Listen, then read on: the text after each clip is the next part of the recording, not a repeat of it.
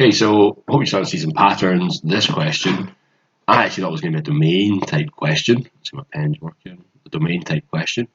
But it's not, is it? We're asking for f of x in terms of x when I've got a differential equation with f dash x. So how do I get from a differential to the original? Well, I've got to integrate, don't I? If I've got x squared and I differentiate it to get 2x, if I want to go back the way, I'm going to have to integrate. And that's all we're doing here. And the reason we get this little bit is because when I integrate, we end up with a plus c, and I need some x and y's to solve that. So very simple. So f dash x, let's write it in a nice way first of all. So it's going to be 2x over x to the half, x on plus 1 over x to the half. So x is x to the 1, which is the same as 2 over 2. So that's going to be 2x to the half, because 2 halves take away 1 half. And I'm going to change the sign when I cross the line. So I've not done anything yet, I've just rewritten it in a nice form so that I can integrate it. So now my f of x, I'm going to integrate it. So let's just remind ourselves what I do. I add 1 to the power and then I divide by that new power. Okay, so let's add 1 to this new power. So that'll be 3 halves and I'll divide by 3 halves. Let's add 1 to this, so that'll be add 2 halves onto that, so that'll be x to the half, and I'm going to divide by my new power. And don't forget your plus c. Now this is the interesting bit. So if you look at this, okay, we've got 2 divided by 3 over 2. So 2 divided by 3 over 2. That's the same as 2 times 2 over 3, which is 4 over 3. Now what you can start to identify really is all you're doing is bringing this up to the top. Okay, that number comes up to the top. But if you want to do a little sum on the side, that's totally fine. Don't be a hero, just take your time with it, that's fine. But yep, 2 times 2 is 4 divided by 3, and that becomes 2x to the half divided by 1, which is just 2x to the half. And I'm not going to forget my plus c. So that's me found my f of x. And like I said, I need to substitute in to get c. So that's the same when x is 9, y is 40. Okay, so my output is going to be 40 when x is equal to 9. So I'll say, okay, 4. And I'll just write it like this just now, just to show you what I'm doing. So worst 3 ever. 3 to the half plus c. So 9 to the 3 over 2 looks quite complicated, but actually it's not, is it? We know that that's just the square root of 9 cubed, because the number below goes in front and this just stays where it is. That's divided by 3, and then this one to the half, again, the number in front, that goes out here. Yeah, I'll just put them in red just so you can really see them. And that's still 3, and that's plus c.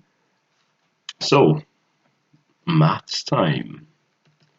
Square root of 9 is 3, and then 3 cubed, 3 times 3 times 3 is 27. So I've got 4, 27 divided by 3.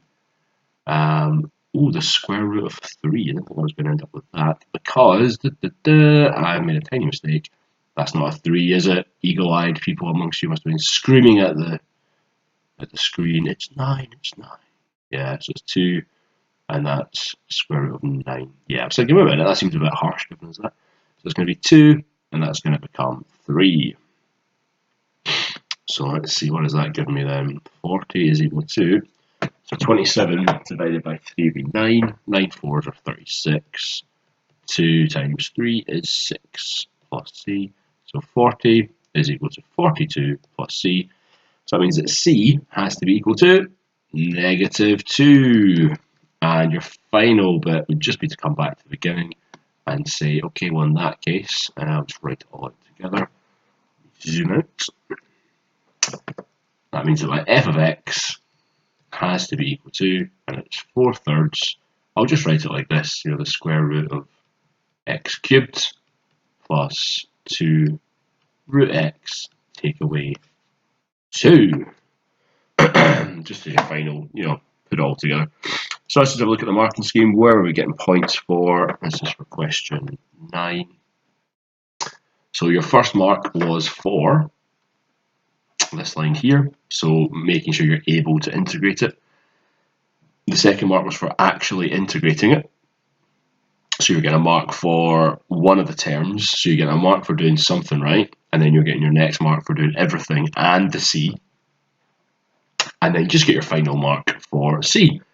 So again, it's one of these questions, if you think about it, there's a lot of work, a lot of marks, heavy on in the question at the beginning, and then afterwards, so many chances to make a little arithmetic mistake. It's only worth 1 mark. So take your time and get that mark, but don't stress. If you're able to rearrange, to do an integration, remember your plus C, you've just gotten 75% of that question.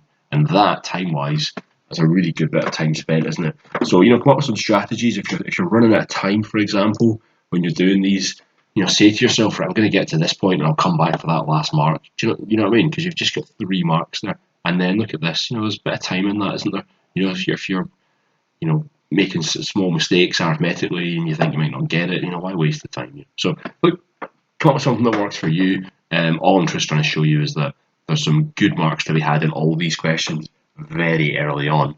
And I mean, don't be stressed out. Don't just say I can't do that. You see a differential, you think, right, I'm going to try to integrate. You would have got a mark for the rearrange and a mark for one term at least. And there's not a lot of work in that. So we'll really read the questions, see what's going on, and just take your time. Hope that's helpful.